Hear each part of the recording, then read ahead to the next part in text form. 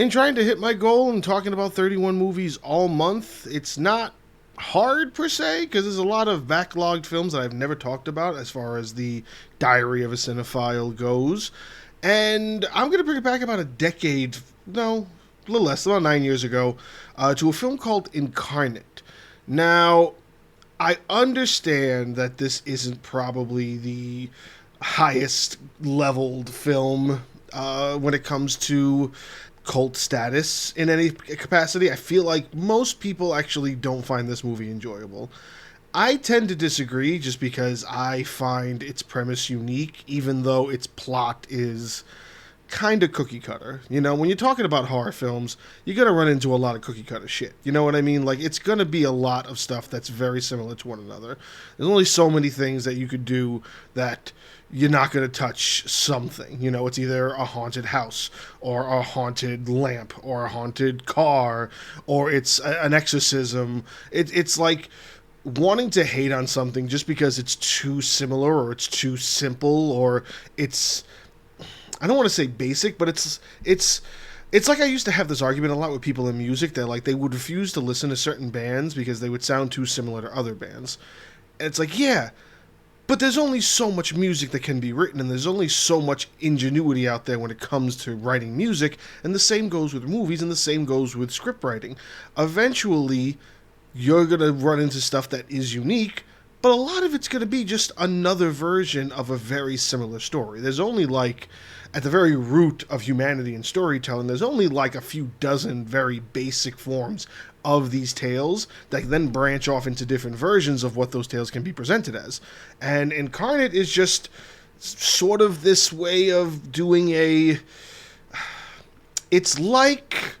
what was that movie about going into people's minds that was sort of like virtual? I think it was like Lawnmower Man. Figure it's kind of like Lawnmower Man meets The Exorcist. Those are kind of the two best things I can kind of combine for you. And I know a lot of people may be sort of like understand what I mean by that. A lot of people like Lawnmower Man is a very old movie to compare it to, but that's the movie that comes into my head because essentially what this is talking about demon possessions are real, but instead of using exorcism, they use science. And the science is that a professional, I forget what they call the person, but it's like their version of an exorcist. That professional uses scientific equipment to instill themselves into a person's brain because they view the possession as sort of something that's connected deep in the root of your subconscious. And you could actually rip it out by implementing something in that would be... Really?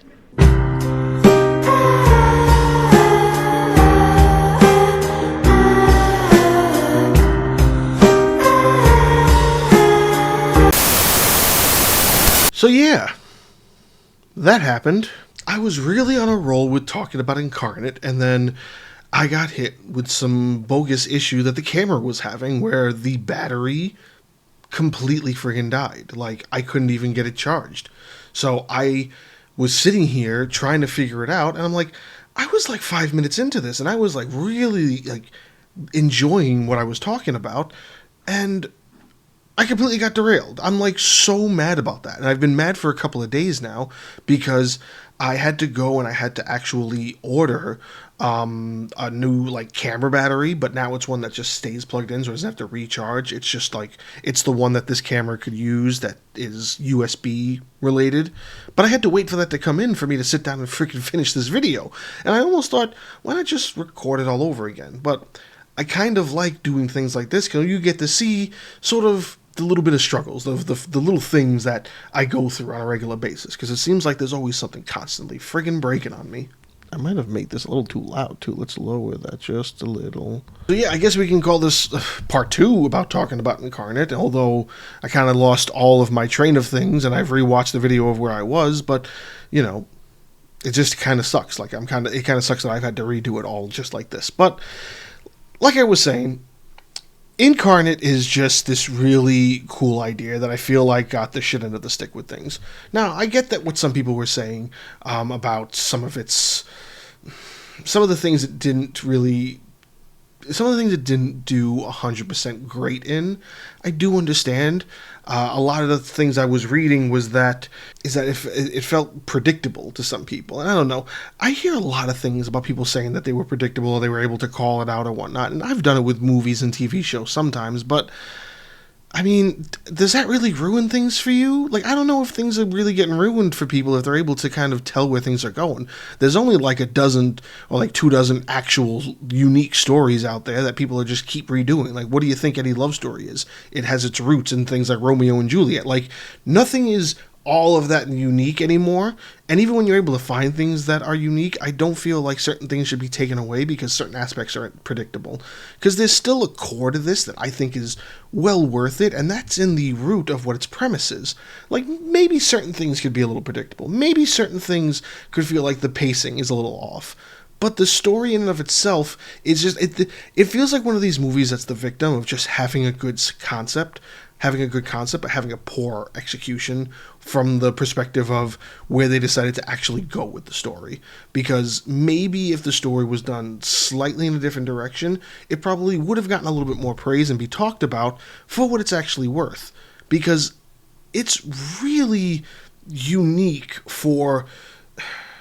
So when it comes to the idea of what any film is trying to do when it comes to making possession something different, where it's not just a possessed doll or a haunted house, this idea that possession has some kind of science rooted in it is kind of cool. Because even though there are some films that can betray science and religion or science and demology, it's something that's part of what they're building, what they built with this film, that it's felt like it's separate enough where I feel like it deserves to be acknowledged for that separation. But people just keep wrapping it up in things like, it might not be as scary to some people. And granted, maybe it's not, but being scared is perspective. I'm not scared by Incarnate, but there's a lot of things I'm not scared of. I would say I wasn't scared of, actually, I'll say the last thing that really scared me, and probably every movie after that was really, really good, was The Conjuring. The Conjuring are great films, but I'm going to go to The Conjuring for something like that, and I'm going to go to some movies like this, like what Incarnate is, for its uniqueness, because it's different. It's at least something that's not giving me the same old stuff over and over again. Even though you might be able to predict the plot, at least it's a different plot. At least it's something that's stands out a little bit amongst the crowd of all of these other films that are doing just repetition of different things over and over again. Like, I can only see so many possessed doll films that I'm just bored with it. And I'll still watch them, but I'm also going to give praise to where it's due, and I think this movie deserves its flowers, I would say. It would deserve its day in court to kind of make it appeal to a generation that might find its appreciation in it again. And I definitely appreciate this film, so it's on my list as something that's kind of a hidden gem for those who are willing to give it a chance.